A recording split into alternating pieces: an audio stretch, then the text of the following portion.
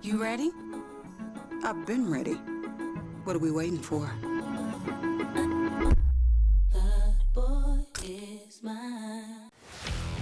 Let's face it, there's a lot of trash talk in basketball, but the great teams let their performance do the talking. Like Ford F-150 with Pro Power on board, a class-exclusive industry-first feature that turns your truck into a mobile generator and leaves the competition speechless. Ford F-150, official truck of the Grizzlies. Greatness starts here at your Mid-South Ford dealer. Class is full-size pickups under 8,500 pounds, GBWR.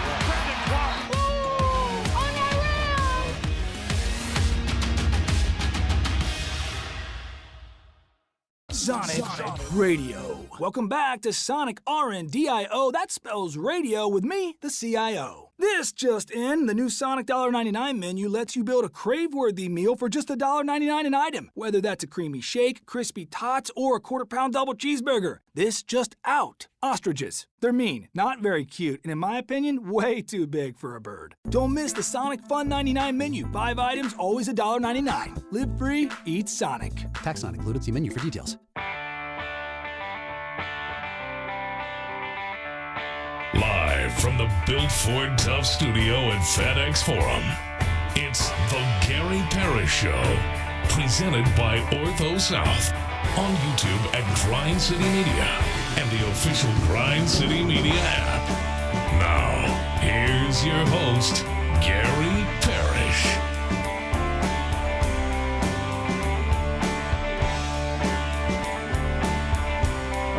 I'm here. My name is Gary Parrish. I'm speaking to you from the Built Ford Tough studio, FedEx Forum. We're in downtown Memphis. Bennett Doyle's right there producing the program. Glad he's with me.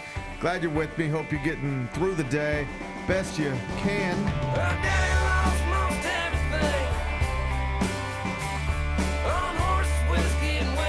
And I hope you're ready for week 3 of the college football season, because it's a big one. We got 3 games between multiple ranked teams. And, of course, the University of Memphis Tigers are down at Troy trying to remain undefeated and, by extension, at least in the computers, the favorite to win the American Conference. We'll talk through it momentarily. First, though, quickly, let me set today's schedule for you. In the next segment, Jessica Benson's going to be here right around 10:20. She, of course, is the host. Jessica Benson Show with CJ Hurt, weekdays 8 a.m., Grind City Media. She'll pop in studio. She'll sit in that chair, and we'll talk about whatever comes up. JB in studio with me in the next segment. Finish talking to her, take a break, come back, do 5 more things you need to know, at which point we're going to discuss 5 previously undiscussed stories. Among them, Penny Hardaway has added another player to his roster. It's Tariq Ingram, a transfer from Ryder. I'll give you some numbers connected to him. We'll do that in about 40 minutes. Mike Trout broke the longest homerless streak of his career last night in the Angels game in Seattle. It reminded me of something. I'll tell you what. We'll do that a little later on in the show. The 2 men who played against each other in the U.S. Open final not too long ago reportedly have more in common than just tennis. I'll tell you what that is. We'll do that in just a bit. Massive fight this weekend available on Netflix. We're going to preview Canelo Alvarez, Terrence Crawford. We'll do that in the 3rd segment. And wrestling legend Jerry Lawler, a Memphis icon, reportedly suffered another stroke, this time at one of his homes down in Florida. Rough news for the 75-year-old. I'll tell you what we know. We'll do it during a segment we call 5 More Things You Need to Know. Then we'll eventually do GP's Carryout, and we'll call it a day. So that's the rundown. We got a lot to get to. But I did want to start with college football, because week 3 of the college football season, it has arrived. We got 3 games this weekend featuring 2 ranked teams against each other. I'll run you through them real quick. It's number 6, Georgia, at number 15, Tennessee. The Bulldogs a little favorite on the road. Number 16, Texas A&M is going to be at number 8, Notre Dame. And number 18, South Florida is going to be at number 5 Miami. Let's stop there for a second. Okay. That last game, USF at Miami, huge for the American, by extension, huge for the University of Memphis. These two teams, Miami and USF, they're only separated in the polls, the AP poll at least, by 13 spots. But the point spread for tomorrow's game is 17.5. They're big underdog. Big Bet Bennett, do you believe the Bulls from Tampa can shock the world and upset its opponent for the third consecutive week? They upset Boise State. They upset Florida. Can they also upset Miami? I'm gonna say no. Damn. But 17.5, I'll take that. They just said, give me them points. Hell yeah. Are you kidding me? I'm not kidding It looks you. really good. Like that's a big number. That is a big number. Yeah. So I'll take that. Well, it certainly looks like after this, when USF is going to be 2-1, and that a little bit of the energy connected to them could dissipate a bit. But this is why they play the games, and they're going to play at USF at Miami. And if the Bulls can somehow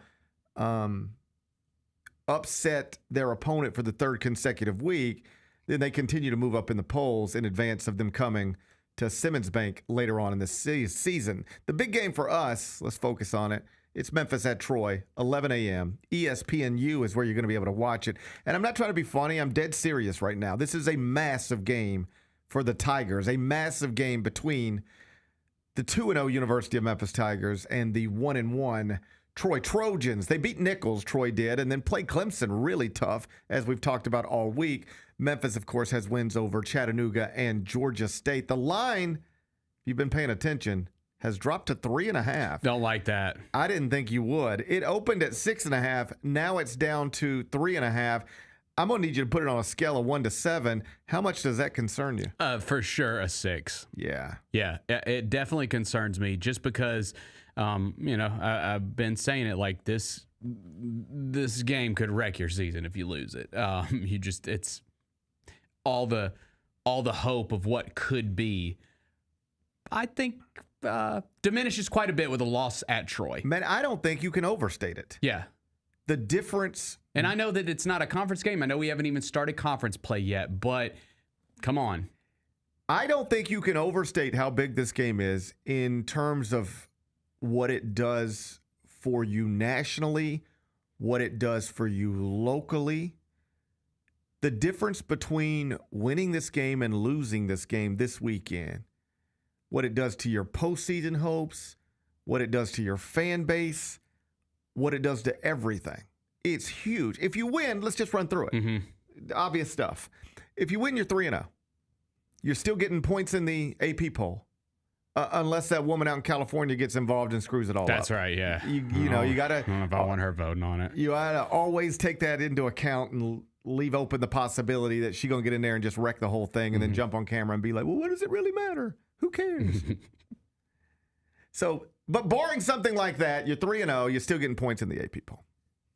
You're still projected in the computers at that point to win every American game, or at least, let me rephrase, you are projected to be a favorite in every American game that you play. It doesn't mean that Memphis is highest in the computers among American schools. What it means is that the schools that are higher than Memphis in the computers, they got to play Memphis at Simmons Bank, and that home field advantage makes it, at least according to MasseyRatings.com, where Memphis is projected to be a favorite in every single game that it plays in the American Conference. So if you're projected to be a favorite in every game you play in the American Conference, by definition, at kickoff, you're supposed to win every one of those games. I don't know if you know how conference standings work, Bennett, but if you win all of your conference games, you're going to have the best record in the conference. That means you're going to host the conference championship game, and that means you're probably going to be favored in that, and that means you should win that. And if you win that in a time where everybody is saying whoever wins the American is going to be the 5th highest ranked conference champion and get a place in the college football playoff, well, then that's all the stuff that stays intact if you win this weekend. With Arkansas coming to town, likely off of a loss at Ole Miss. Think about how much we spend talking about that, excited about that, looking forward to that next week. And the Tigers are 3-0. Arkansas is coming to town. Tigers are getting points in the AP poll. still projected to win every American game. You can reasonably call them the favorite to win the American. That means you can reasonably place them in a college football playoff projected bracket. Think about how big that is. Mm-hmm. It's huge. If you lose, technically, the whole college football playoff thing doesn't go away because you can still win the American and still be the highest ranked conference champion. A loss to Troy on the road is not going to technically remove that from the table. But it makes it tougher. It really does. Because then you are possibly, if not probably, an underdog at home to Arkansas.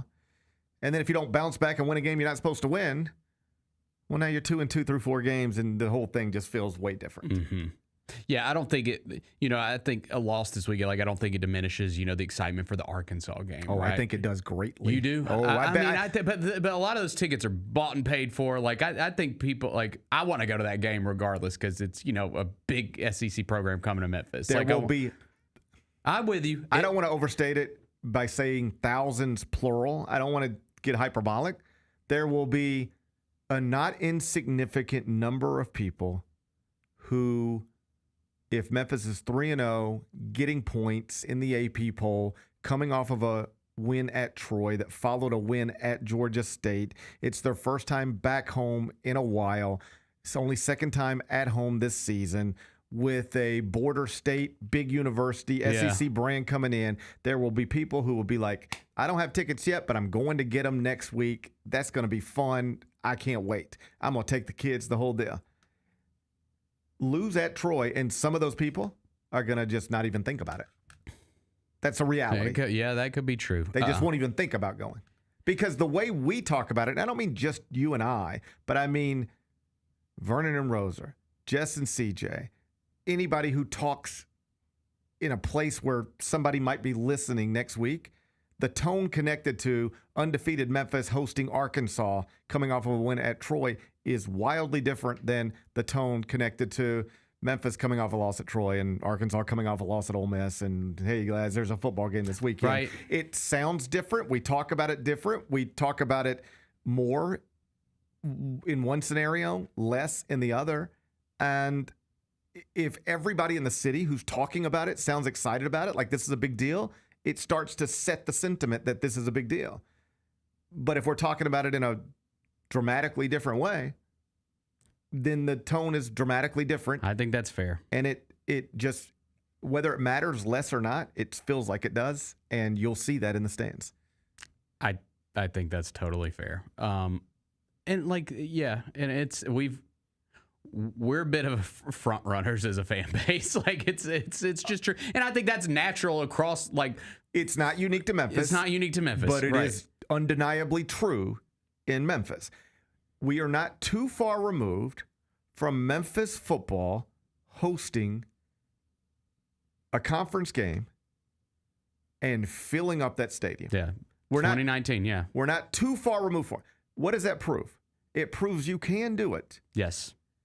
And it proves you can do it, and it doesn't have to be against an Ole Miss or an Arkansas or a Tennessee. That's very true. Because it happened. But why did that happen? The momentum, the excitement surrounding the program. All of that. College game days here. All of that. Yeah, That's why it happened. I promise you, there was not a moment in that week where it popped into my head, I want to take my boys to see SMU. Or even ranked SMU, or Sonny Dykes, or whoever played for the stupid team. They are stupid. They are stupid. The reason I wanted to take my family, the reason I went out and bought tickets for that game, and we went to Tiger Lane, and we had some drinks, and we walked in the stadium, we go Tigers, go in the whole deal. It had nothing to do with anything other than people are excited about what's happening right now. Yep. I've been talking about it all week. I've got myself excited about what's happening right now. And now I want to go immerse myself in it and be a part of it, and I want my sons to experience it. That's what that was about. I didn't really care about a football game. I cared about an experience and being a part of something that people were excited about. And being 3-0, coming off of back-to-back road wins, including one over a team we just watched play Clemson close, you're still getting points in the AP poll. You're projected in computers to win the American. college football playoff brackets can reasonably put you in there. That's the excitement stuff that we'll have next week, and that will lead to more people being in the stadium. But if you lose by 1 point or 40, the entire tone is different, and the entire week is different. I agree. And when you wake up on that Saturday to head to Simmons Bank for Memphis, Arkansas, you will encounter, if you go, I think, a not insignificant number of people who aren't there but would have been if this game we're going to play tomorrow would have gone differently. Yeah. Also, what makes me nervous, Troy's quarterback, his name's Goose. And We're playing against a Goose? Goose Crowder is their starting quarterback. And well, shit, I didn't know about this. That's the thing is, like, I feel like dude's named Goose ain't scared. That's what makes me nervous. I think it's the reason that they competed with Clemson. Now, then Goose threw 3 interceptions, and then it unraveled on him a little bit, hoping we get a little more of that. But he ain't afraid to sling it. His name's Goose. His name's Goose. And he ain't afraid to sling it. That scares me a little bit. Let's run through some other Gooses. Goose Gossage. Yeah, the dude from Top Gun. Yeah, I mean, he's a legend, right? He wasn't scared. No. God, no. He was a fighter. But he died. Did he die? No. Goose didn't die? No, Who was Goose? One Goose, Val Kilmer? Wait, which one was Tom Cruise? Who was Maverick? Tom Cruise is Maverick, yes. Of course, because the sequel is called Top Gun Maverick. Goose was, was Goose Val Kilmer? Who is Goose in Top Gun? Let's figure it out together. No, Goose is that dude that died. I told you. The dude from ER. Yeah. The dude from ER. Yeah, ER. Dead. Anthony Edwards. It's so funny his name's Anthony Edwards. Wait, who was Val Kilmer? Iceman. Val Kilmer was Iceman. Come on, Bennett. You probably own a physical copy of this. I don't. I'm not. Well, no. I was never like the biggest Top Gun fan. I do, but I'm a fan of Tom Cruise. I know that's controversial, but like he's Mr. Movie. Like he saved cinema. So it's less respect relative to other things going on in the world. It's right. Less. If your most controversial take in 2025 is that you enjoy Tom Cruise, that's not that bad, I don't think. Right. Relative to other things you could have takes on, I don't think that one's so bad. Yeah. So I loved Top Gun Maverick. It was great. But no, I'm just saying. Goose is dead. Yeah. This Goose though is alive and he slings the rock. Yeah, well, so did this Goose. He used to sling the rock, and you saw what happened to him. Well, fair enough. You saw what happened to him.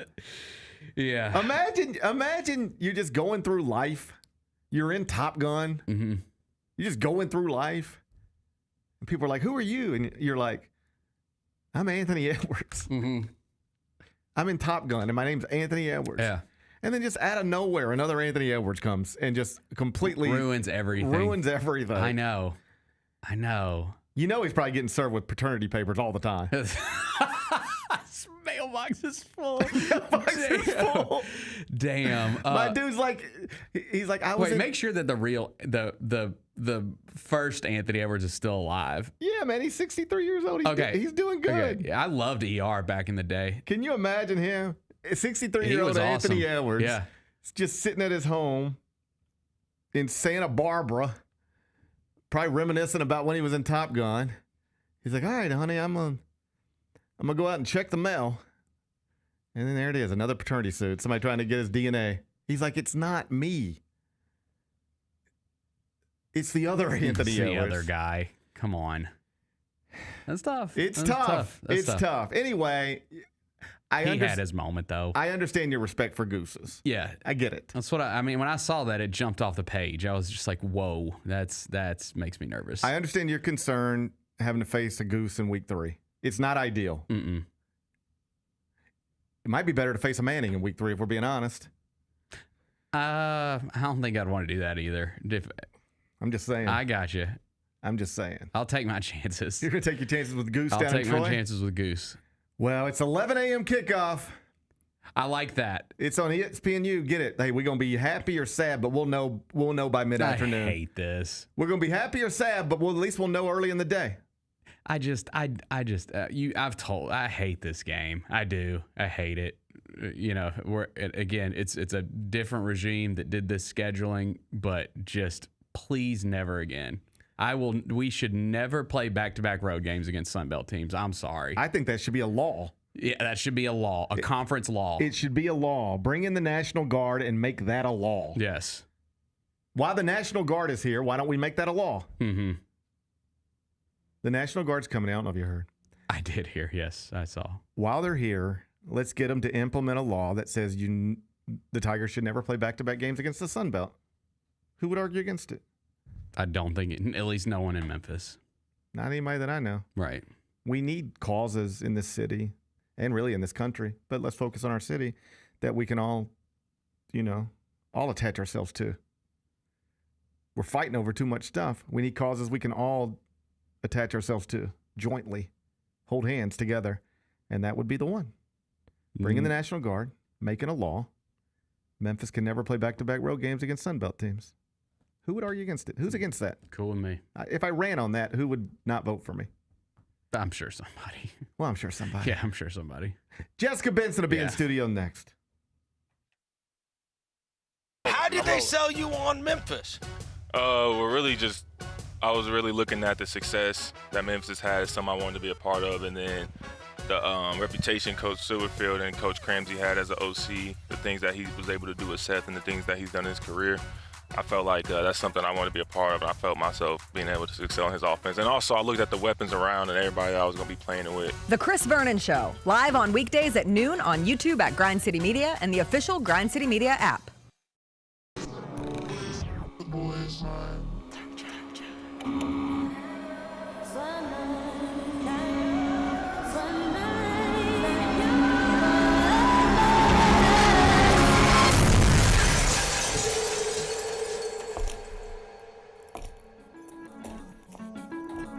You ready? I've been ready. What are we waiting for?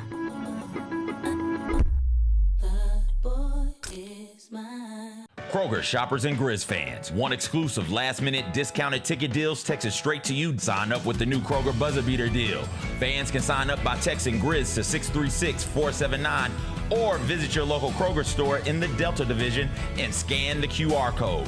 By signing up, you agree to receive recurring automated promotional and personalized marketing text messages from the Memphis Grizzlies. Consent is not a condition of any purchase. Message frequency varies. Message and data rates may apply. Let's go, Grizz, let's go!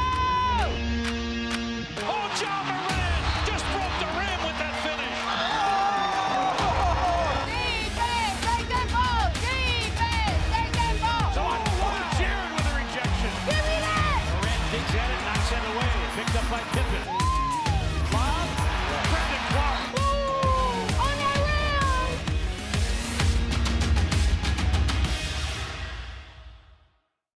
Catch us if you can at Southland Casino Hotel and win your share of up to $1.8 million in free play and prizes. Join us for drawings every Saturday in May, June, and July. Each month, over 900 winners will take home free play or drive off in a new car or motorcycle. Be there for all 6 grand finale drawings and try to catch us if you can, only at Southland Casino Hotel. Must be 21 up. Play responsibly. For help quitting, call 800-522-4700.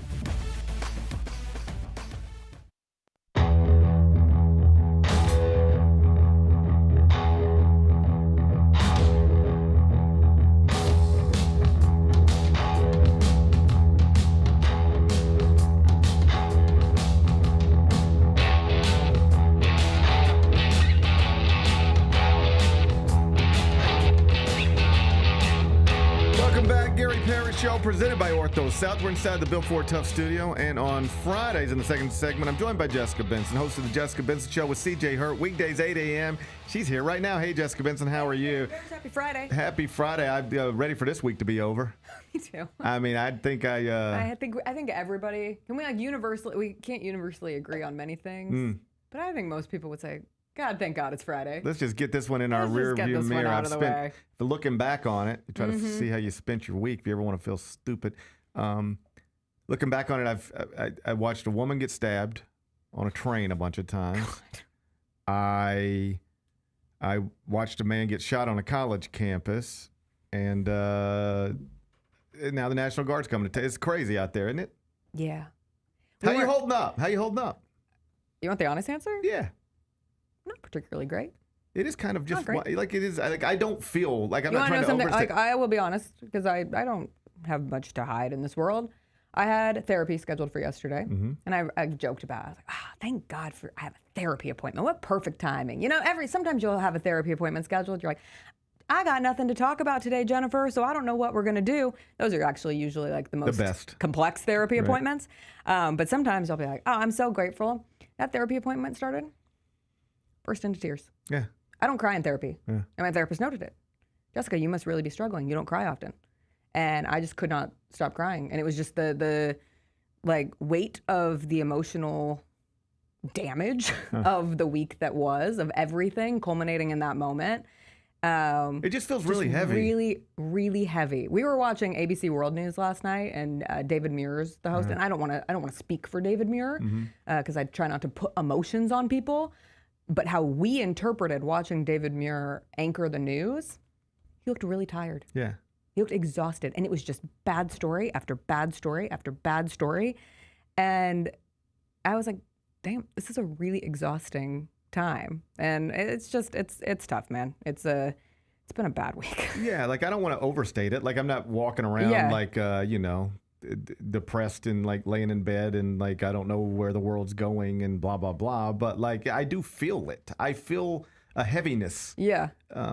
That like I feel a heaviness. So I really think that's why I found myself yesterday. I was taking a break from social media, but then my group chat was popping off about the iShow Speed live stream. And I was like, all right, I'll give this a look for a little. And for a second, I was like, I'm too old for this. Yeah. This is stupid. What am I doing here? He is hard to explain. Yeah. Yes. Like if you just ask. Okay, let me take that a step further. I don't know. I show Speed. Like let's just start with that's a weird thing to call yourself. Or don't you? It's a screen name. It's like if you were if your AIM screen name. Yeah, I got it. Became your streamer profile. Lucky Ducky 03QT. Jesus Lord. I know it's tough. It's tough. I didn't have that one. I think I was just like G Parrish 77. Oh, that's too bad. Yeah. All the girls were like very big. Like my friend was like Abercrombie hotties, 75. Good for her. I know. I was like, imagine being a sixth grader and you have the confidence to call yourself Abercrombie hottie 75. It's like, probably what a time. It was probably more possible back then than it is now for sixth graders. Very difficult to describe streamer culture to people who, and to myself even, no, as like I'm if like somebody said, involved in streamer culture. I Show Speed is in town. Yeah. What does that mean? Like, it's not the easiest thing in the world to explain. He live streams himself. So I came to this on my show earlier. He is the next, or streamers are the next evolution of reality television. So reality television gave us uniquely personal glimpses into people, families, relationships, lives, but they were scripted. We know this, or things were made to be excessively dramatized or re-edited to work for a TV show. Streamers have taken it to the point where it's just real. Like it's somebody just putting a camera on their life and then you can get the next meta level of, well, how real can it be if you know that you're being filmed at all times and you're obviously doing something differently than if you were just living your life without a camera. But it is the closest thing you get to like a true encapsulation of someone's 24 hours in their life. Like I watched I Show Speed sleep this morning and that feels so bizarre to say. And there were 10,000 of us in the live stream watching him sleep in his car on his way to his next city. Because I was just curious. I was like, 24 hours? What does that mean? Do they just have the camera up on the dashboard of the car where they're showing the open road? And no, it's just this man sleeping. I don't think I would be comfortable having all of these wonderful people in our chats each and every day watching me sleep. Yeah, I snore, I gather. And I also have... I think I probably look pretty ugly. Yeah, I bet I'm not cute when I'm sleeping. Yeah, I don't think I'm a cute sleeper. Yeah, I don't think I'm a cute sleeper. Yeah. I have obstructive sleep apnea and I snore. Oh God. So I don't think anybody needs to see any of that. You know? Yeah. I don't think anybody needs to see it. I just it's one of those things I'm fascinated by because I don't understand it. Yeah. I don't understand how this happened for him. I'm very aware of him even before yesterday. I've seen him in WWE. I have young children. They both I don't think either one of them are like, they've never, they're not like, I show speed is amazing. But it was the first thing I showed them yesterday when I picked them up from school, and they both thought it was super cool. Yeah. And like my boys are out of school today for like parent-teacher conferences or whatever. Whatever it is. And we're having construction in the parking garage here. And so Lou's with me, and he knows where we typically park. Right. And then he noticed we weren't parking there today. And he saw a sign that said construction on level 2 or whatever. And he was like, oh, that's so neat. They shut down the garage for I Show Speed.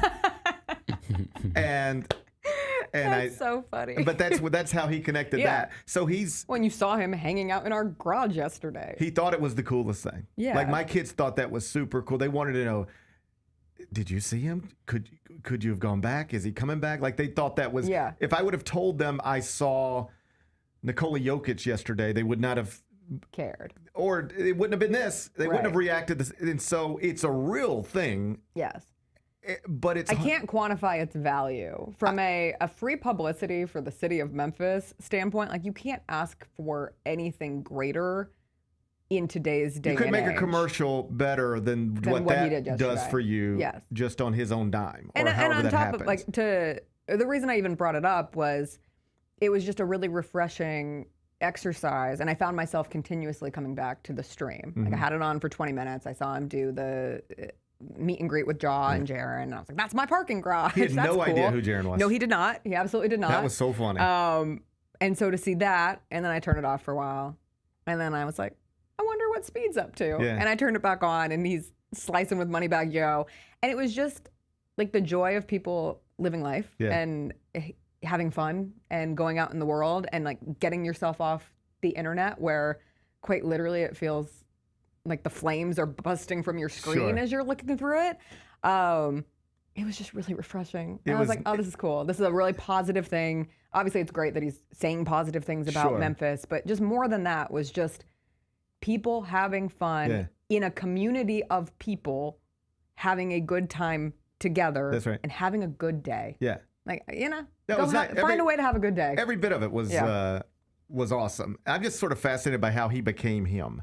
Yeah. I mean, I know the story. I'm not asking from a place of ignorance. No, like I know. I've read the whole thing. I could tell you the whole story. I'm just like, why him? What made him uniquely gifted to, like when I see an actor, I go, oh, I know why you are a good actor. I know why that person's on the show. Right. I know why this person is in high demand. Right. And when I see an artist, a musician, I go, oh, I know why that person. It's not hard for me to understand how Glorilla became a big thing. Like I could see that.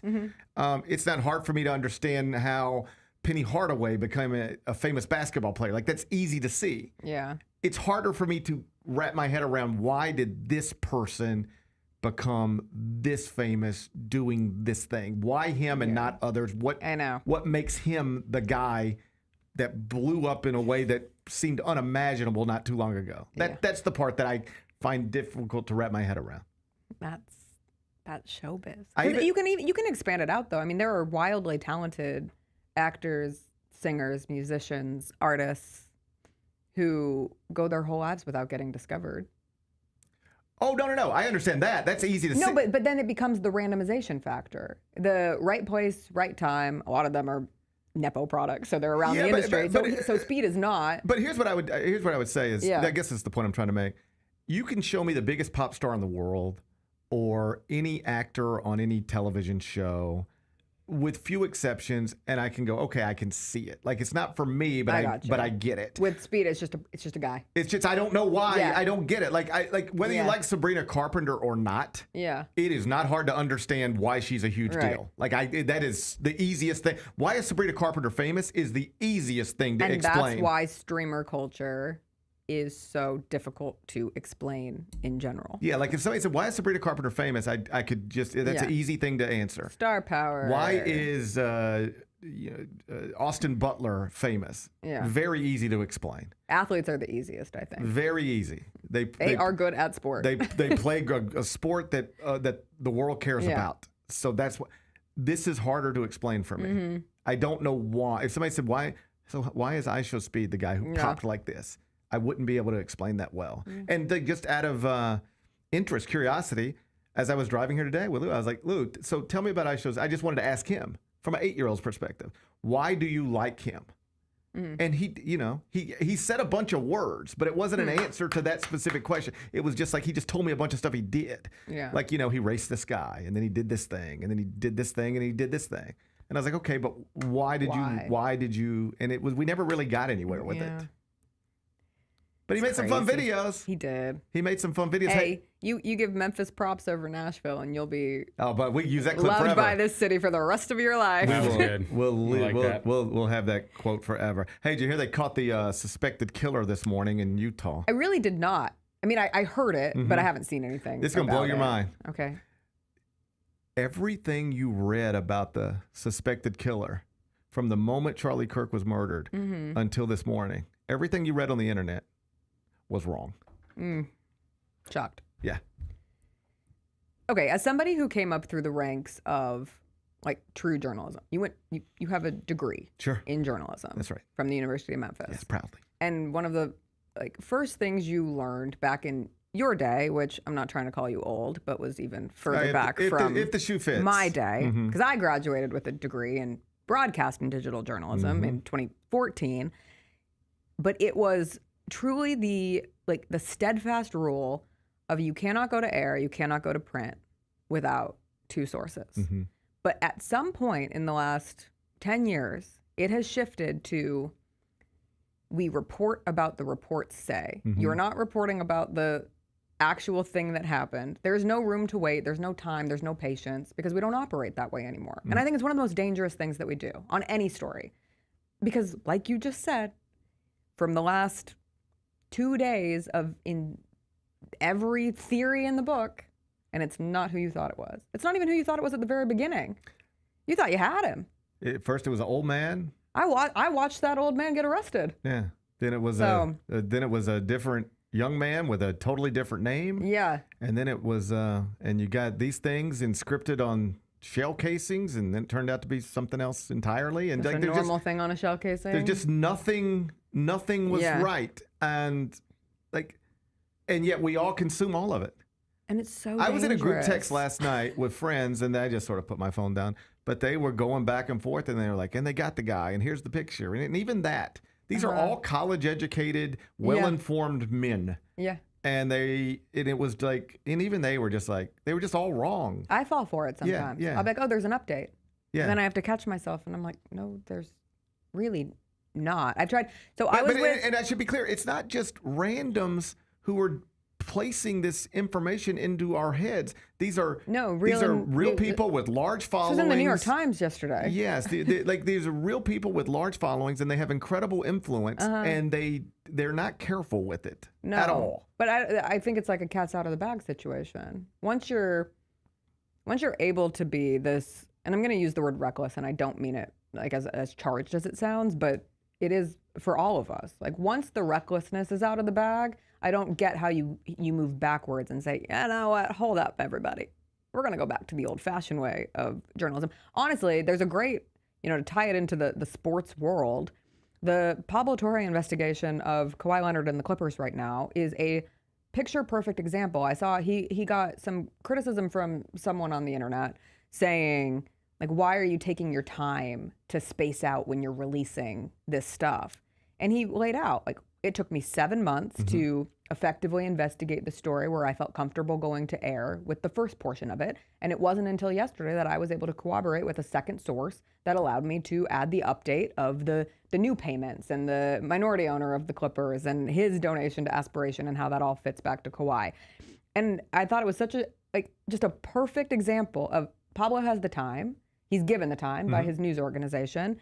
It's also not something that we're sitting here chomping at the bit trying to get a new piece of this story every day. Whereas when something happens like the Charlie Kirk murder, you immediately go into hyper mode of I need all the answers right now because this is something that's so senseless and I need to make sense of it. I think maybe that's where it comes to. You're so desperate to make sense of something that you run backwards, forwards, all the way around trying to get to the conclusion before it's necessarily ready to be found. I think there's certainly some of that. I think another thing I've noticed is that because of social media, there's this real eagerness among some to like be the person that told you something, to be the person that said something. The person who's first in the group chat. Yeah, like it's just interesting. And so you see all this information out there, and then you find out it's just like none of this stuff was true. Right. And to the extent that there are actual legitimate news outlets that do take a little more care with these types of things, do you know what happens to them? Because I watched this online too.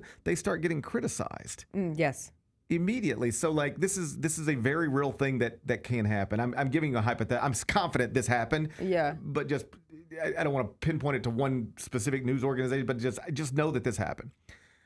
President Trump is shot at a rally, and immediately half the country believes it, the other half doesn't. And I remember news organizations that would have headlines that former President Trump apparently shot, or President Trump, I think maybe rushed off stage in Pennsylvania. And you've got these people yelling, what's wrong with these media outlets? They can't even admit when the president got shot or the candidate got shot or whatever. And it's like they're just trying to actually confirm that he was shot. It appears something. We all know what it looks like. We all know what it looks like. Nobody's trying to hide from what it looks like.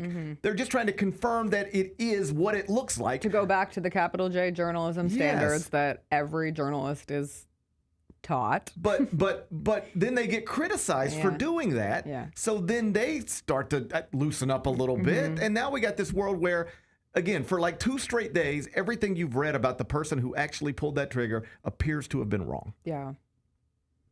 Yeah, not good. Apparently turned in by his father. Yeah.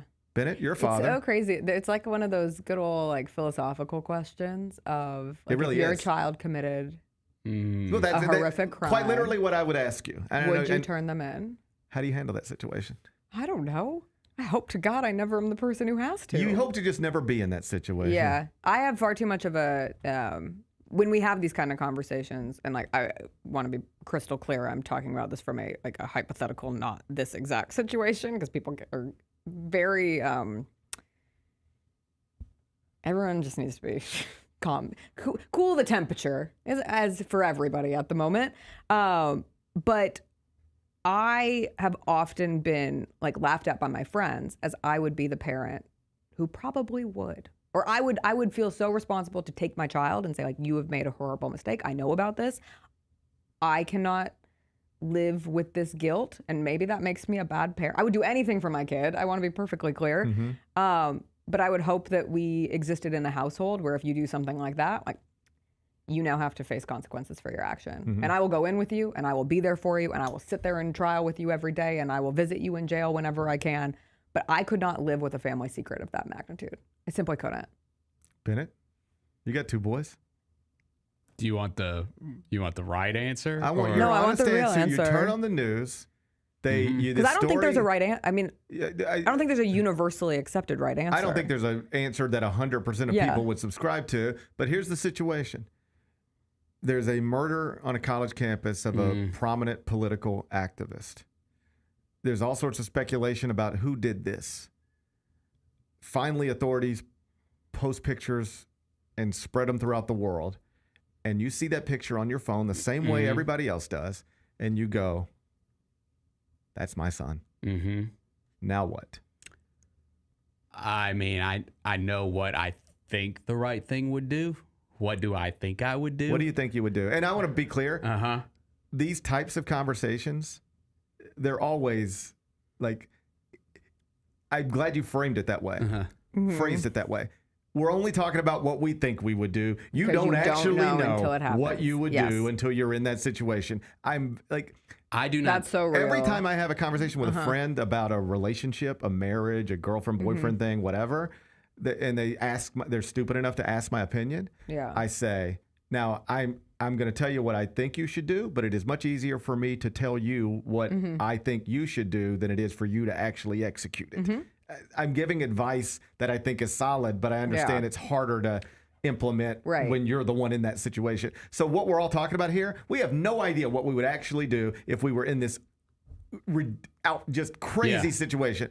But I think it is interesting to talk about how we think we would handle it. So how do you think you would handle it? I think it would be very tough for me to turn my child into the police. I think I would do it.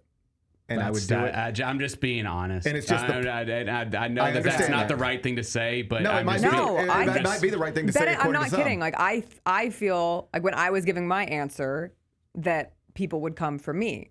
Like, you got to protect your child. Like, even I think there's this general sense of, I abide by the law. I stand by abiding by the law. But God, if it's my family member who I love, like, I would do anything to protect that person.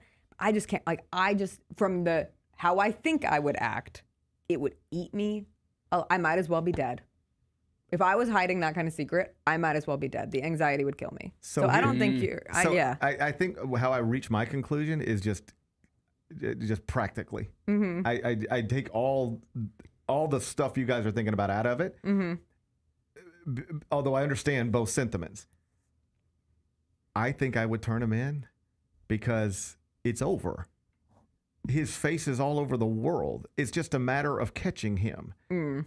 And once they come back to me and they pull phone records and text, and it becomes clear that I knew my son was involved in this, but did not contact authorities. And it becomes obvious that I've also talked to my son, but did not contact authorities. Then I've just roped myself into it. And you're implicated. And we've. So really, you're just thinking about yourself. Like, I'm thinking about my family. I got other people I'm responsible for. But I say that, and like, your life is over anyway. Yeah, like I say, your life is over. To be clear, I don't turn them in necessarily because I think it's the quote right thing to do.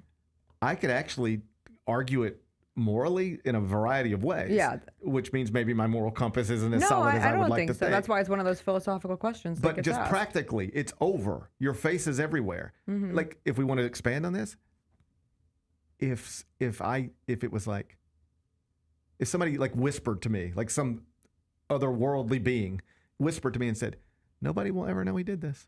It will be a mystery forever, and this will never come to your doorstep again. Nobody's ever going to knock on your door. This is just going to be something that happened. It is going to be a mystery forever, and you will be the only person in this world who ever knows your son did this. Could I carry that around with me? Could I carry a secret like that? Maybe. Yeah. In the spirit of, I love my son, and I got to get him help because this is bananas, but he thinks he was doing something good. And I mean, in this like specific case too, like your child's lost. Yes. Deeply. Mm-hmm. Yes. I want to be clear. I'm not saying I would. I'm just saying I can make sense of that. Now we're thinking, nobody will ever know other than me. Can we get through this life just dealing with that? I don't know. The chat brings up a great point. As a parent, it's hard no matter what. You're going to be judged by society. You cannot get it right. You will have a large swath of people either saying, how dare they?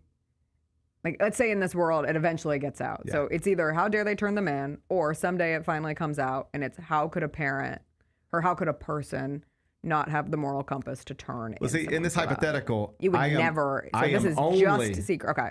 In this hypothetical, I am only keeping the secret if I am 100% certain, which you could never be. But in this hypothetical, I am 100% certain this never goes anywhere further than where it is right now. That is the only way I consider keeping that secret. Thinking about it. Short of that, it's crazy. I have to turn you in because there is no way to get away with this. Yeah. And if I don't turn you in, I have just complicated things for your mother, for me, for your brothers, for everybody. And like, I am picking between two horrific options. Yeah. But that's the it's the smarter option. I'll just say that. It's perhaps the morally right option, but undeniably the smarter option. Can't imagine. You just hope we think our week was long. Can't imagine that. No. See, because he saw the images, right? Yeah. The dad did. Yeah. He's like, that's my kid. I don't want to spend 5 minutes talking about it. You can't really even trust what you read, and then start telling you stuff that I've read. But what I've read is that the father had suspicions and that it might be the son. And the pictures like confirmed it. God. Woo! That's dark. That's heavy. That's some heavy stuff. Yeah. What a heavy week. Really is. It is. And we were not ever meant to be this entrenched in the heaviness of this kind of thing, like just the constant nature of it. And I kind of fight back then too, because people always say, we were not meant to do this. Well, technology advances, and so eventually at some point you get to the point where that is what you're meant to do, because that's how society is. But it does certainly feel, I mean, from the fact that you and I both watched 2 people on video get murdered this week, that's not a comfortable thing. And I hope to God I never get to a place where I'm like, I just watched another murder pop up on my social media feed while I was trying to research fantasy football stats. Well, people come back from wars and are affected greatly by things that they see in war. And we now see those things. We don't have to be on the battlefield, as they say, to see those things. It's on a screen. Obviously different, but because that's where, like, I'll always think, obviously my husband was a news reporter, and one of the myriad of reasons of why he ultimately got out of that business was there's very little understanding of the mental impact that it has on those reporters, especially if you're in a city that does have its fair number of crime stories. And he would always talk about, I mean, saw countless dead bodies, would be at funerals, but would be specifically on murder scenes. And he would always talk about the screams. The screams of a parent, screams of a loved one. And he's like, that just stays with you. And then you just get up and you go back the next day. And that's kind of now happening to all of us. Those are people who, someone who goes to war, signed up, enlisted. And I'm not saying that makes it right, but I'm just saying that there's an agency part of that. Someone who chooses to be a reporter, there's an agency in that. And now it's like your agency comes from just bopping onto a social media website that originally you were just kind of using to mess around and find out things about something you're passionate about, maybe. We went from saying, man, I just had pizza for lunch and it was amazing, to what's in your fridge? to watching murders. I was on a golf course just making the turn and picked up my phone, and next thing you know, I'm watching a murder. And I was even like, I wanted to talk to my young boys about it, but then I found myself, I stopped the conversation because I didn't know what they had seen and what they hadn't seen. And I didn't want to ask them directly, have you seen it? Because all that does is, if they haven't, they're going to go find it. And so I was talking to my middle guy. He's 11. And I was just like, do you know about what happened? And he said, yes. And I said, did you know Charlie Kirk? Did you know who that is? And he was like, yeah, I've seen his videos, some of them, it is hard to overstate how notable he was to young people in this country. Oh, yeah. And so then I was sort of in a conversation with him. And my next question was going to be, well, did you see and I just stopped myself and just sort of started talking about something else. Because I didn't want to say, did you see the video? And him say no. And then go search. Because then as soon as we get home and he goes into his room, he's going to go find the video. And I didn't even want to put that in his head because he should not see that. But I bet he probably already has. You know what's so weird to think about when, like, I remember being taught about the JFK assassination in 6th grade. And I always just remember it specifically because I had a great 6th grade teacher who was just one of those teachers who made history come to life and whatnot. And I remember watching a movie on it. And the Oliver Stone movie? No. I watched that later in life. But it was like a small documentary, how to teach kids about this moment in history. And so then the event happens. The Zapruder film. The Zapruder film. But it stopped. Like the way that we watched it, I did not see JFK get shot. I saw right before and then I saw after, but not the full response of Jackie and everyone around him. And I think about how kids are now robbed of that.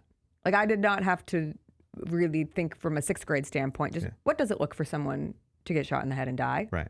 And now kids are forced to have to see it all the time. I can remember being in high school when the Oliver Stone film came out. And I was like, I loved it. I know that it doesn't stand up to some scrutiny, but just it's a fascinating film that can really, at that age, in that moment, I was like, this is amazing. It was the type of film that after I saw it, I just wanted to find other people who saw it and talk to them about it. Like, I wish Reddit existed in this time. I'd have spent all day on it. But there's the Zapruder film is in that film, and that was, if not the first time, it was the first time that moment had been shown on such a big platform. Yes. And I just remember seeing that, and you could hear the gasp, like not only in the courtroom on the screen, but like in the theater, like. Mm-hmm. And the reason was because we're not at that time. This is the 90s. Yeah. We are not used to seeing somebody's brains get blown out.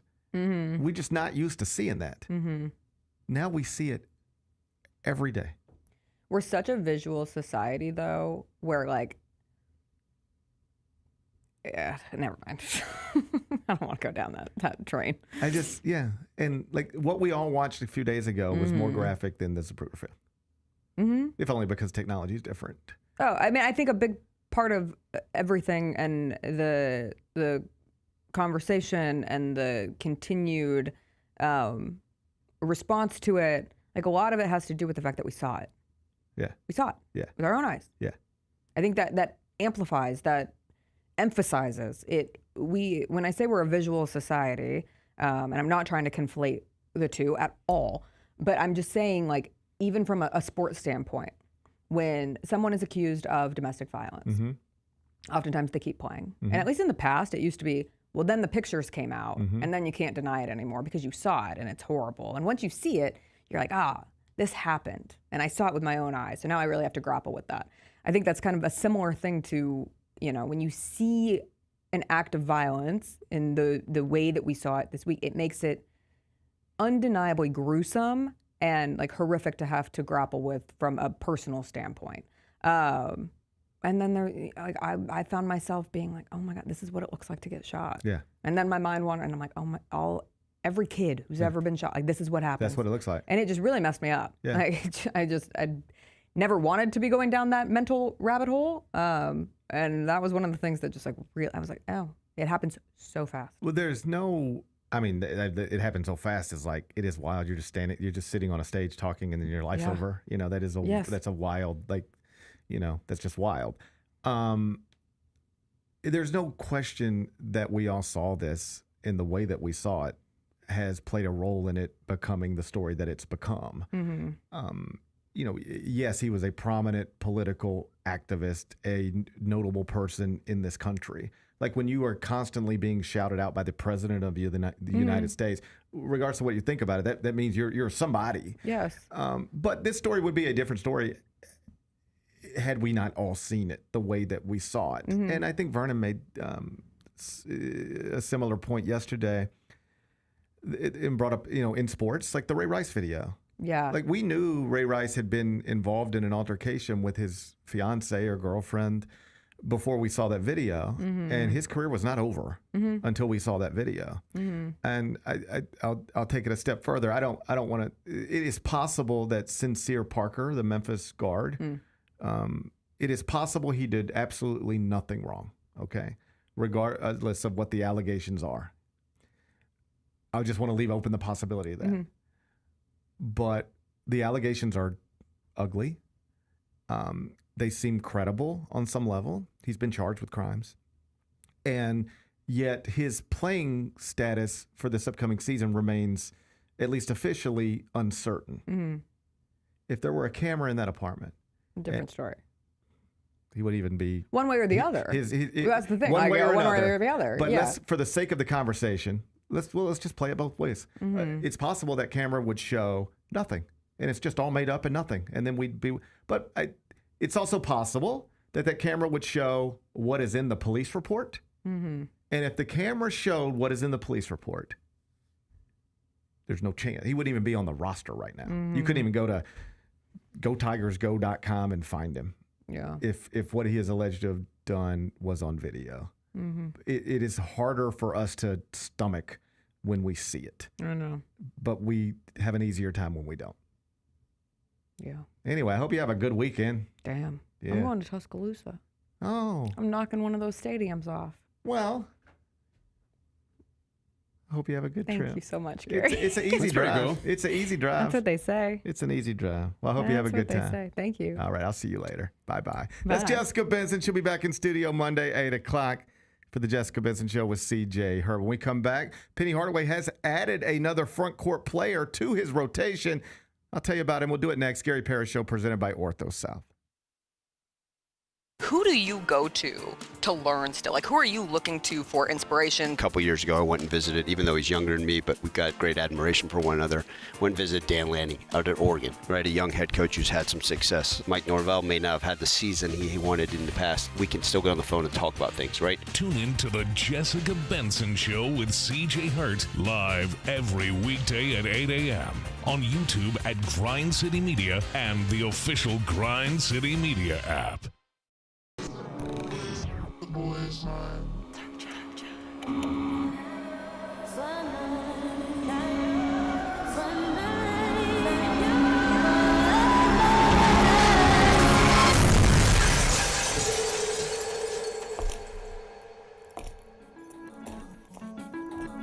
You ready? I've been ready. What are we waiting for?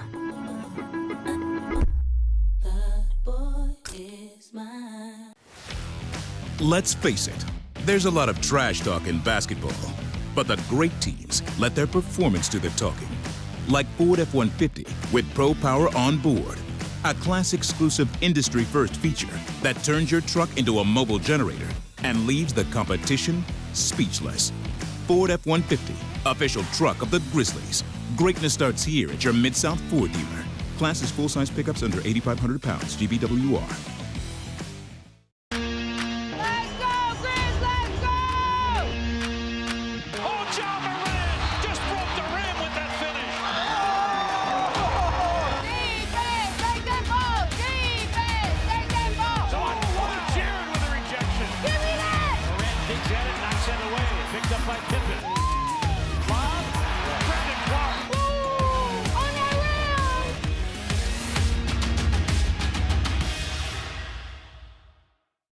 Catch us if you can at Southland Casino Hotel and win your share of up to $1.8 million in free play and prizes. Join us for drawings every Saturday in May, June, and July. Each month, over 900 winners will take home free play or drive off in a new car or motorcycle. Be there for all 6 grand finale drawings and try to catch us if you can, only at Southland Casino Hotel. Must be 21 up. Play responsibly. For help quitting, call 800-522-4700.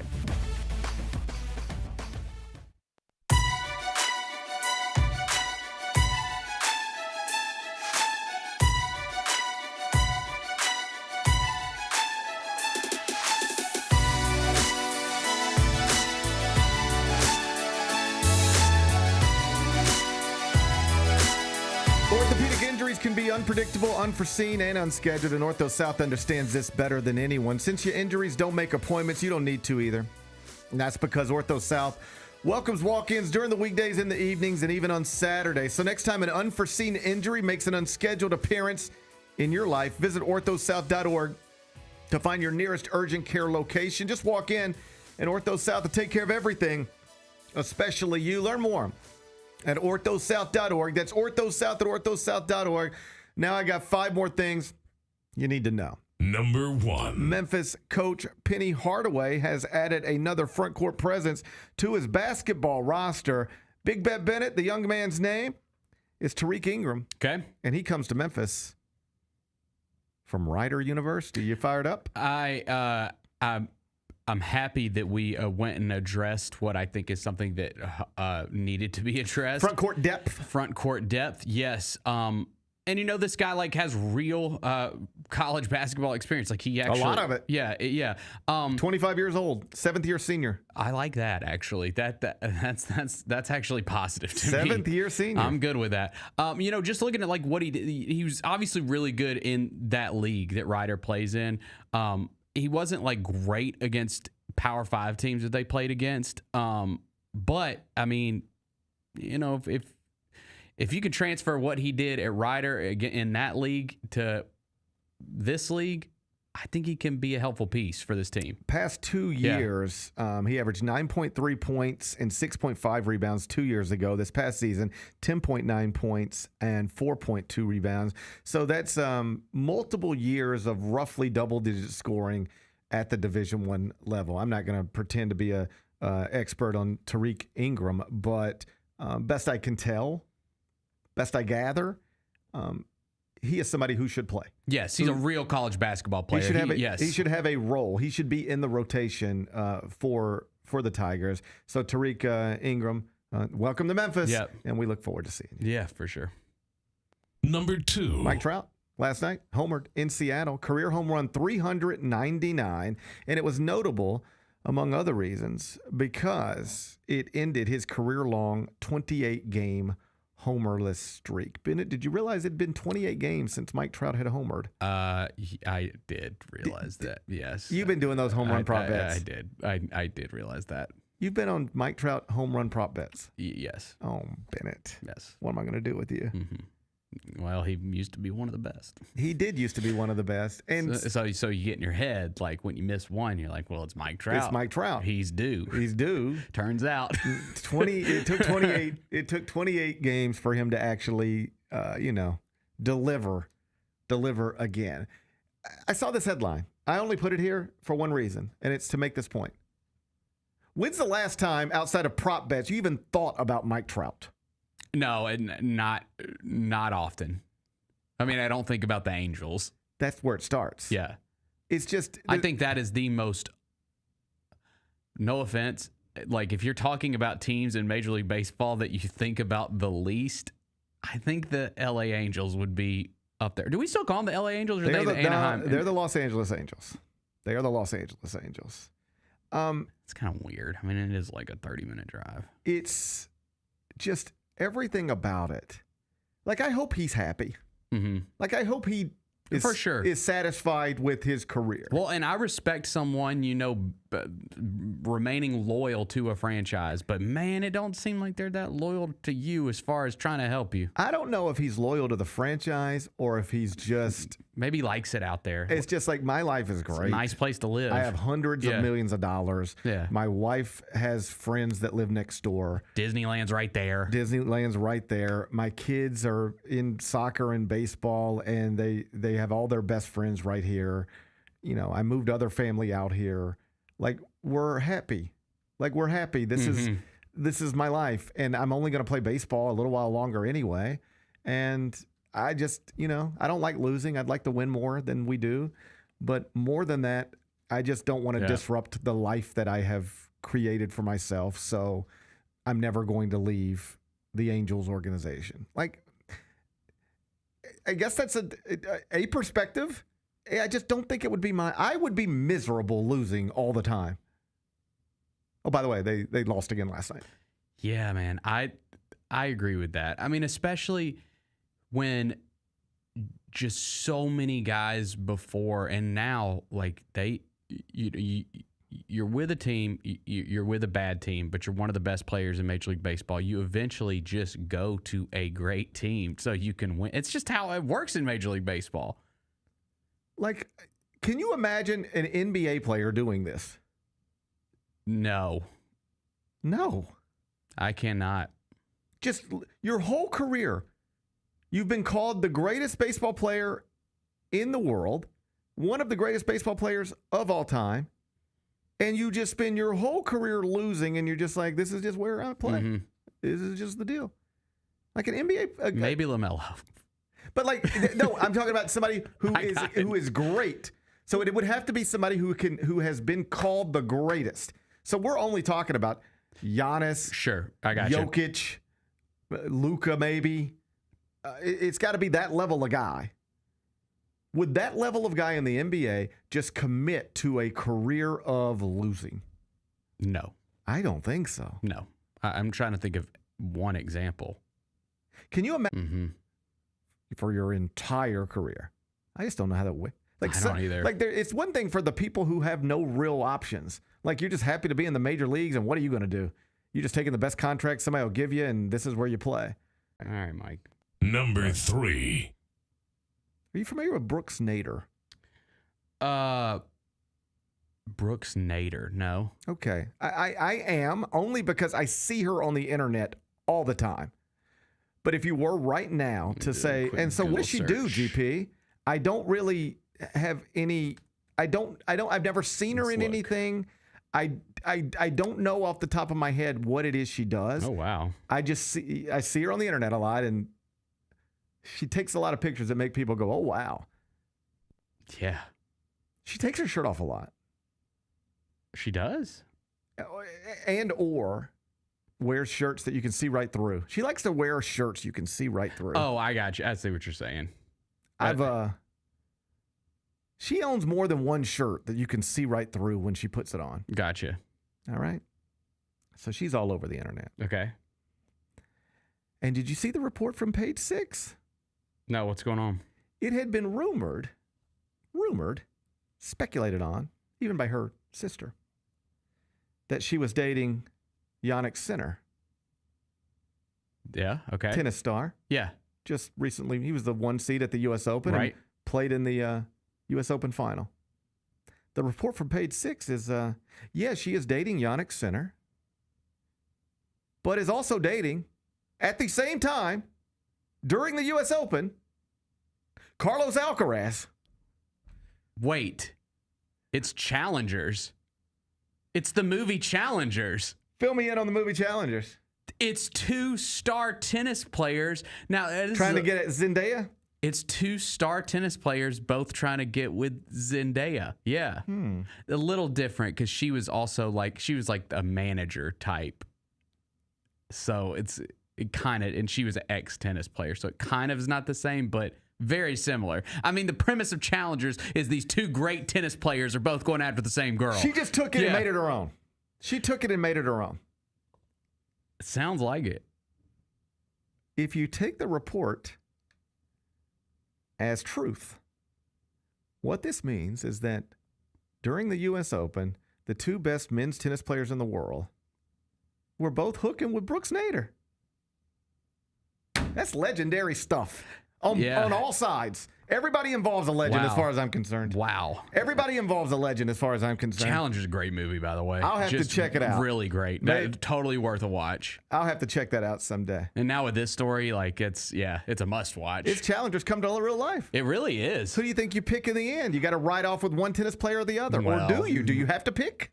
Do you have to pick? I mean, I wonder if it's honestly... How long could you date Yannick Sinner and Carlos Alcaraz at the same time? Well, now that the world knows about Carlos is the winner as of right now. I mean, he just beat Yannick. So what if they were playing for more than a trophy? I'm just saying, but Yannick is awesome. Like he's not going away.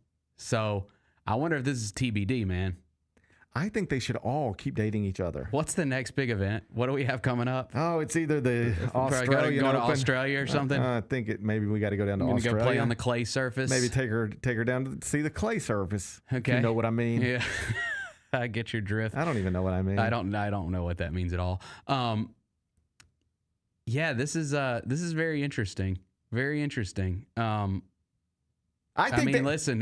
Would it be? You could fight over worse. Would it be awesome? Could you maintain this? Like genuinely, you're asked about it. You go on a podcast and you're in there and say, "Hey, well, I saw you in the news. Hey, Brooks Nader, nice to be here. I like your see-through shirt." Mm-hmm. So I was reading Page 6, and they said you're dating Carlos Alcaraz and Yannick Sinner. What's going on there? And she says, "Yeah, I like them both." And so sometimes I go spend time with Carlos, and other times I go spend time with Yannick, and and then sometimes I have my alone time. But I enjoy both of them, and there's no secrets with us. When I see Carlos, we have a good time, and when I see Yannick, we have a good time, and that's the way I'm living my life right now. Would that be amazing? I mean, in the movie, Zendaya did like them both. Yeah. At the same time. Yeah. So I think it's possible to like multiple people at the same time. I'm sure you've done it. I'm saying like at the same exact time. Okay. Yeah. Okay. You should check out Challengers. It's really good. It's a great movie. Yeah. I wasn't even trying to take it that far, Bennett, but if you want to. It's a great movie. I like this. Yeah. I like this story. I am in You do? I'm in I don't know. I'm in favor of the It's two kinda wrong. I'm in favor of the 2 best tennis players in the world both dating a woman who wears see-through shirts all the time. I like this. Feels like this was made for me. Do we have to pick a side? I'm a big Carlos Alcaraz fan. I don't want to pick a side. I don't want this to be over. Like, I'm Team Carlos. That's who I root for. I want this to be a thing. Okay. I want to go to the next Grand Slam, and it's like, and we're headed for another final. It's going to be Alcaraz Center again, and look who's here. It's Brooks Nader. And who is she cheering for? We'll never know. That's what I want. Who calls the U.S. Open? Is Jim? It's Jim, right? Yeah. It's Jim, right? It's Jim. Calls the U.S. Open? Is it? What? Who calls the U.S. Open? Hey, Bennett, who knows the answer to that question? I thought it was, wait, what is Jim Nance? Ask Grok or somebody. What are you looking at me for? You got a computer right in front of you. We got all these AI bots ready to answer anything you say, and you're just looking at me. Tates the trying US to ask me. Open. But you said that like you should know. Why do you care who calls the U.S. Open? Well, because I was just thinking like it's a good thing to like put in the broadcast, maybe potentially. I don't know. Chris Fowler. That's right. Of course it's Chris Fowler. And Chrissy Everett. That was disrespectful of me. That was you were just yelling Jim over and over again. I don't know why you were doing that. Yeah, I wouldn't mind seeing Chris Fowler weigh in on Brooks Nader, Carlos Alcaraz, and Yannick Sinner.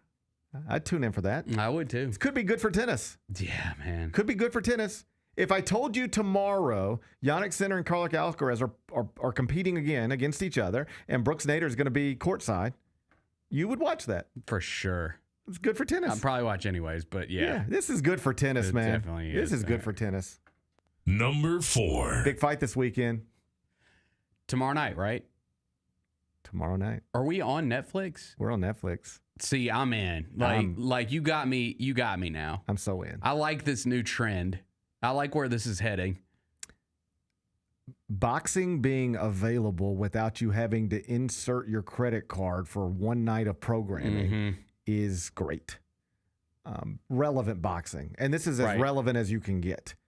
And we got into a habit of, watching a Paul brother fight somebody he shouldn't be fighting, or two old dudes who used to be famous fighting each other. We've sort of lost, or at least downsized, the number of big fights, just boxing matches in a traditional sense. Like, this is one of the pound for pound greats. This is one of the pound for pound greats. They're in a ring together and everybody's talking about it and the buildup is huge and now we're all going to watch it. We don't have much of that anymore, but this is going to be that. If it were on pay-per-view, like $100 to buy it, this is the type of fight I would buy.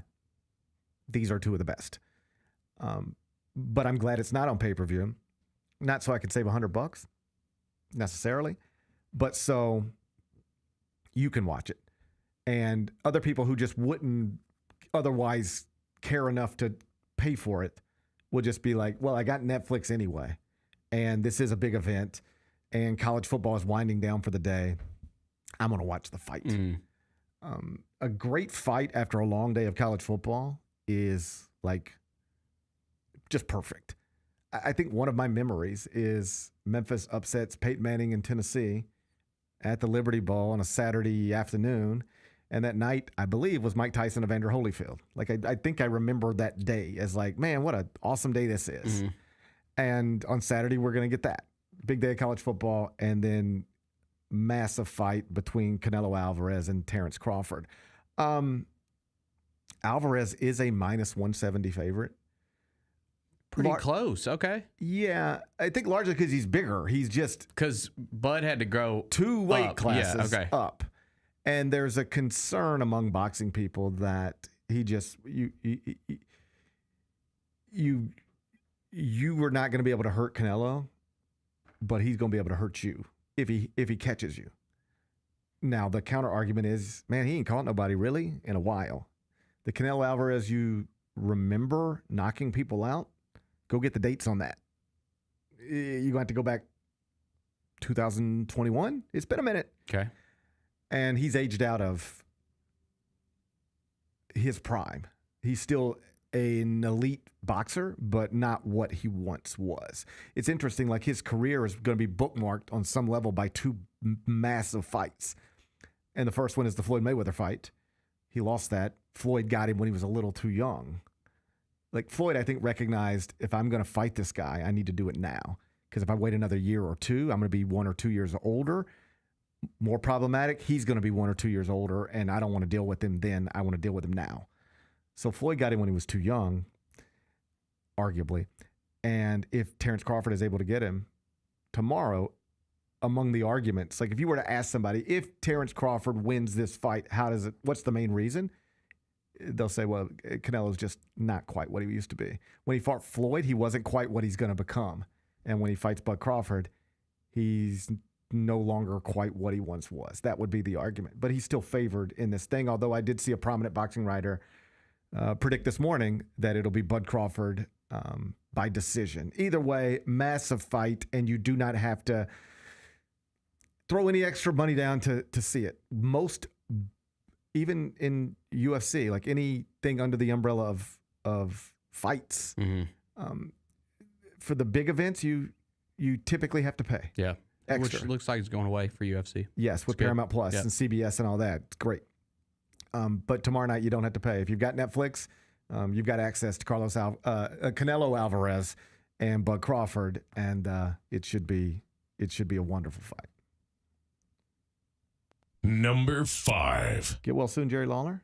Rough news. Oh, yeah, I saw this. Reported yesterday after we got out of here that the WWE legend, Memphis icon, suffered a stroke, described as minor, but still none of these are good, late last week, and had just been cleared to return back home to Memphis. Fox 13 had the story. The incident happened in Fort Myers, but he's reportedly returning home now at the age of 75. And this, of course, is not his first stroke.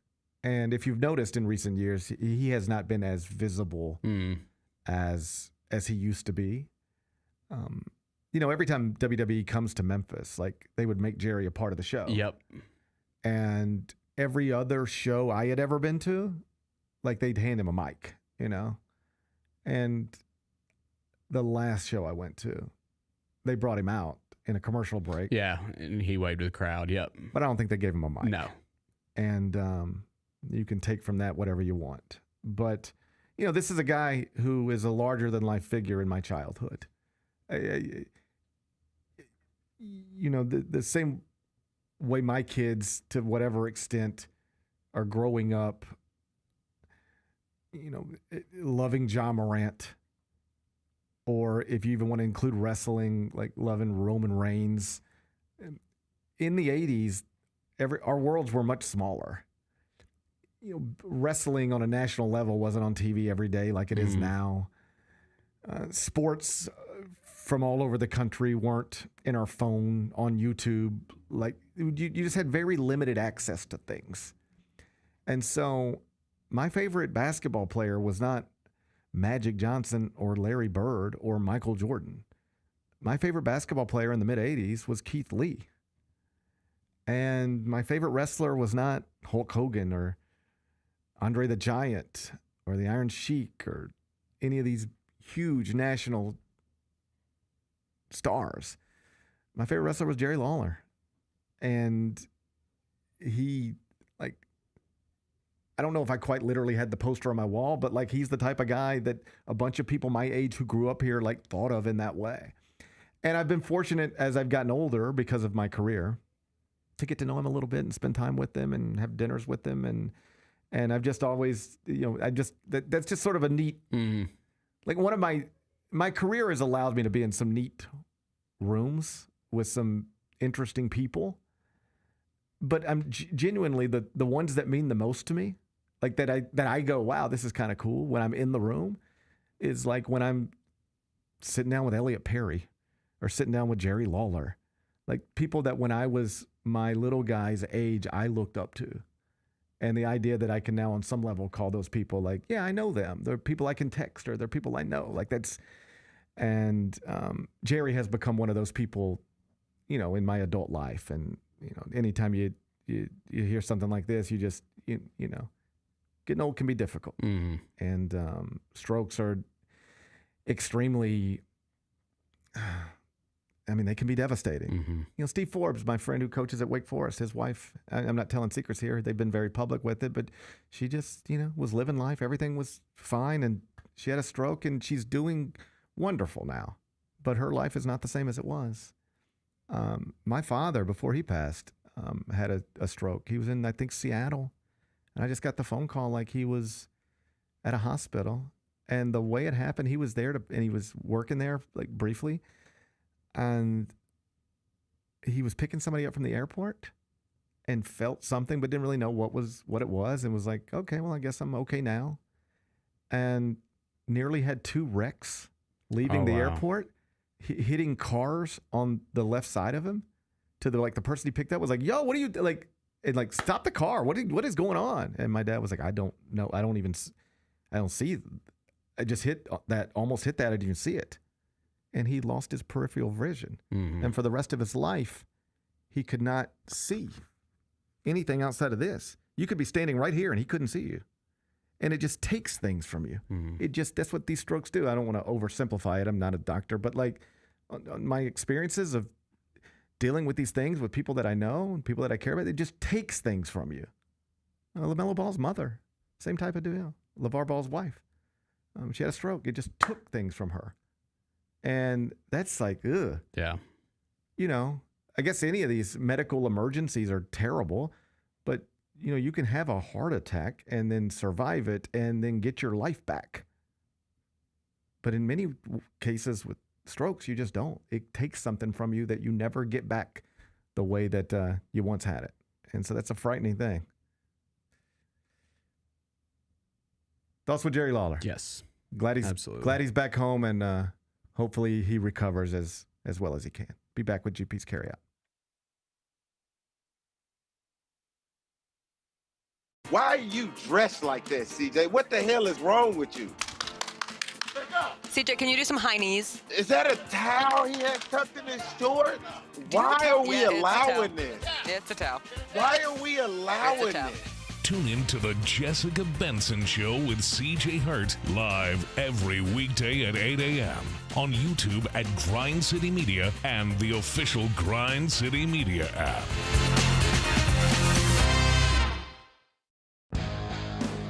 Grizzlies fans know it's the team that gives you the edge. Big River Steel does too.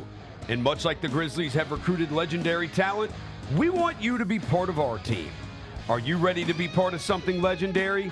Then visit www.bigriversteel.com. That's www.bigriversteel.com.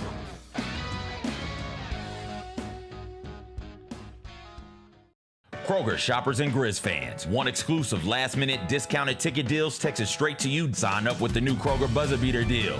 Fans can sign up by texting Grizz to 636-479 or visit your local Kroger store in the Delta Division and scan the QR code. By signing up, you agree to receive recurring automated promotional and personalized marketing text messages from the Memphis Grizzlies. Consent is not a condition of any purchase. Message frequency varies. Message and data rates may apply. How did they sell you on Memphis? I was really looking at the success that Memphis had, something I wanted to be a part of, and then the reputation Coach Silverfield and Coach Cramsey had as an OC, the things that he was able to do with Seth and the things that he's done in his career. I felt like that's something I wanted to be a part of, and I felt myself being able to excel in his offense. And also, I looked at the weapons around and everybody that I was going to be playing it with. The Chris Vernon Show, live on weekdays at noon on YouTube at Grind City Media and the official Grind City Media app.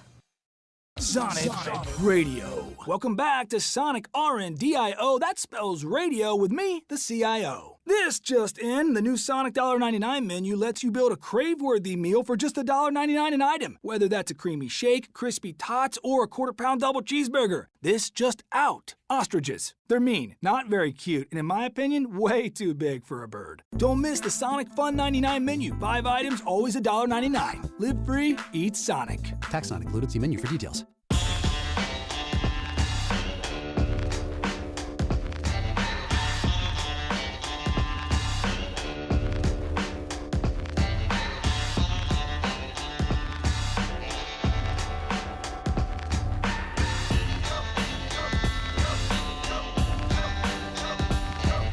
Welcome back. Gary Parrish Show presented by Ortho South. Let's wrap this up with GP's Carryout.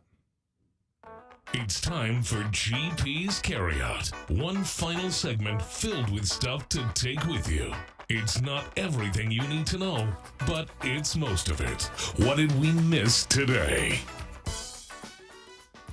Just updating you on the story originating out of Utah that has dominated headlines throughout the week. The suspect accused of shooting and killing Charlie Kirk at Utah Valley earlier this week is in custody. Name is Tyler Robinson, and then now everybody's trying to find out everything they can about him. But among the details that are coming out officially is that there were inscriptions there was an inscription on a bullet. This had been reported earlier in the week, but just incorrectly. The things that you were reading earlier in the week that people were telling you were on these bullets, which pushed certain agendas, just weren't there. It's just not true. What you read this week you thought was on these bullets just was not there. But there were words on a bullet, and you know what the words were? Hey, fascists, catch. What a wild story. Wild. More details have come out about how exactly he was apprehended. It is that the alleged shooter reportedly confessed to the father, and the father called a youth minister, presumably like, what do I do? And the youth minister, with presumably the okay of the father, called authorities, and that's how we got to this place. But just Jessica, when I had her in here earlier, was like, no matter what you do as a father in that situation, there's going to be some people judging you. And it's also like, I always feel sick for the parents of, when these things happen, because it's very easy, and the whole world feels sick for the victim and the victim's family. And in this case, I know it's not the whole world, but you get the point. It's very easy to be like, oh my God, this is so sad, that poor family, they just lost somebody. But always, the other family lost somebody too. And in many cases, had nothing to do with it. We're doing the best they could as parents. Now, in some cases, it's like, and dad bought the kid a gun. And it's like, yo, man, you sure did make this possible. But in other cases, and I don't know what's true here yet. I don't think we know what's true here yet. But in other cases, these poor parents are like, we didn't see this coming. We had no reason to see this coming. We loved our son. We thought things were fine. Like that adolescent show that I watched that was on Netflix. Like those parents. I'm watching it right now. Okay, yeah, but just sometimes the parents are just like, they're doing the best they can, and they raised multiple children, and one of them is like perfect, everything's great, and the other one becomes somebody who does something like this. And the whole world's looking at you, and it just must be a weird thing. Like, you woke up one day, you woke up on a Wednesday, and like you're just living your life, and now your son's face is everywhere, and you like, it's just a So I always like, it's not hard. Obviously, I can always think about the victim's family, but I always do turn my attention to in this case, the shooter's family, and be like, man, I wonder how they're doing, because it's possible they're good people who were good parents, and just something snapped with the kid, and now they're in the it's very easy for people to understand how one side of this might be devastated. The other side is, I'm certain, devastated and just as sick as everybody else. Yeah. Ugh. Can't wait for this week to be over. What's today's biggest game? We got college football tonight on the Big Ten Network. 5:30 kick. It's Indiana State, undefeated 2-0. They're playing the 22nd ranked Hoosiers from Indiana. We're doing it at Memorial Stadium in Bloomington. Bennett, are you willing to lay 46.5 points? Just responsibly, I just don't think I can do that. 46.5. That's insane. The total's 58.5. How are you going to act?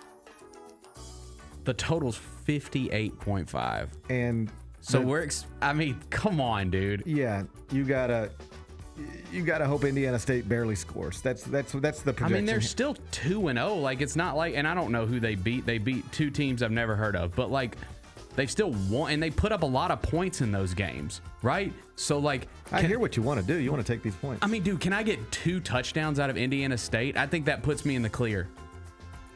Don't you? Based on what the total is, 2 touchdowns should make you a winner. I'm going Indiana State. If you can get to 14, you should win this game. Do it for Larry Bird. Bennett said, do it for Larry Bird. The hick from French Lick. We're taking 46.5 points tonight with Indiana State. 5:30 kick. It's on the Big Ten Network. What are we watching on TV? SmackDown tonight, 7 o'clock, USA Network, in advance of next weekend's WrestlePalooza. This is the next to last SmackDown before WrestlePalooza. Okay. And yes, Brock Lesnar is expected to make an appearance after beating the dog shit out of John Cena again.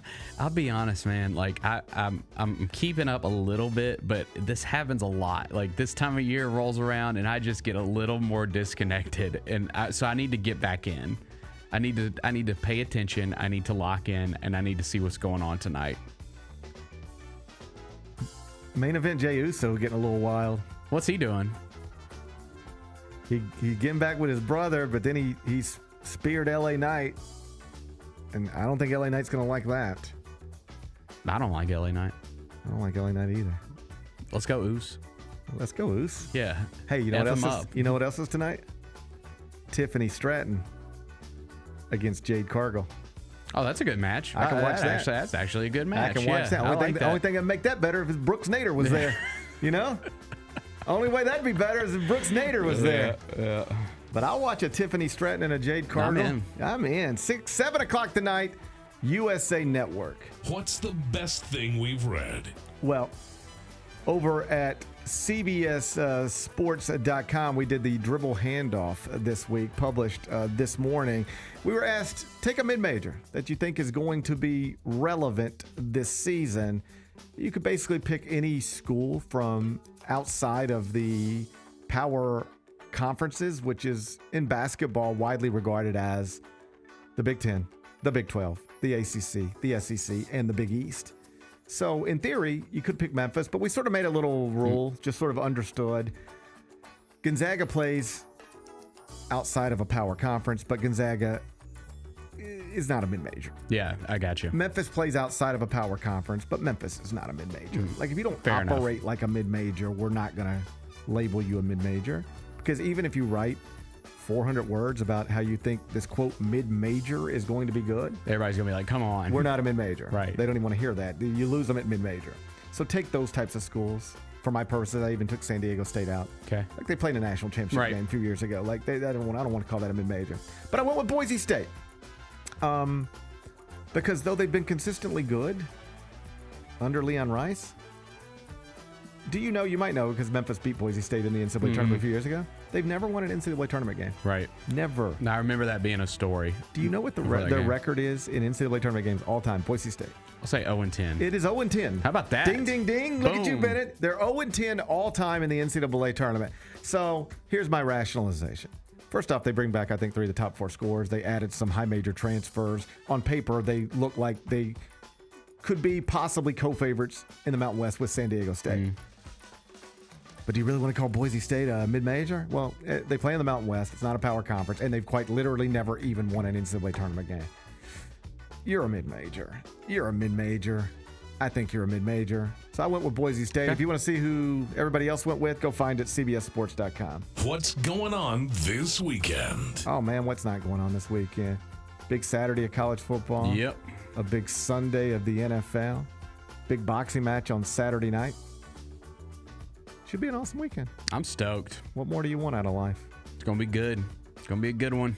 I think it's going to to be... Go Tigers. Don't lose to Goose. Don't lose to Goose. Don't lose to Goose. Let this play out like Top Gun. Well, I don't want him to die. I don't want him to die. We don't want Goose to die like he did in Top Gun. No. I love that there's a guy named Anthony Edwards who played Goose in Top Gun.